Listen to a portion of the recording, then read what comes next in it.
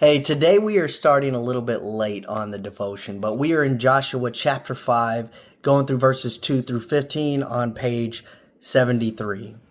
And if you haven't read it, go ahead and pause the video and read it now.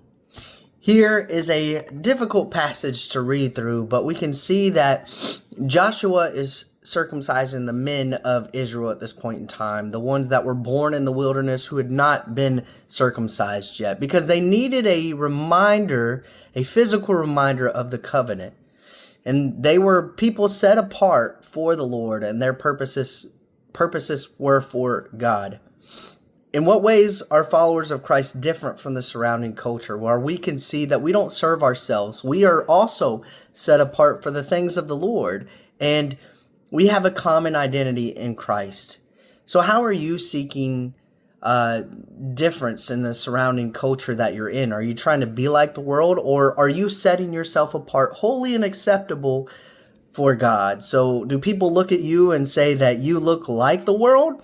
Or do people look at you and see that you have something different about you?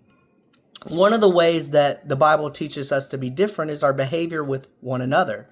We should love one another, forgive one another, encourage one another, pray for one another, serve one another. So think about specifically in your own life, what's the one another area that you're struggling in? For me, sometimes it's just serving other people.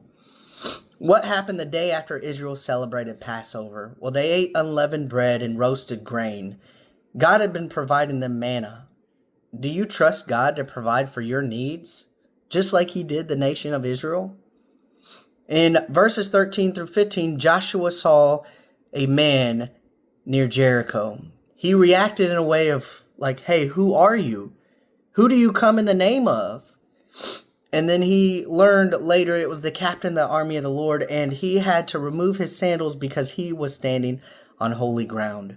What do you need to remove from your life to honor God?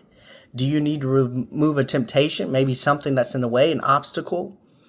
Whatever that barrier is between you and God and walking in a holy way, separated away from the world, I challenge you today to give that up. And pray for those one another's. In fact, there's a one another that God is placing in your heart right now. Pray about it and remember your quiet time is not over until you share it with somebody else. God bless.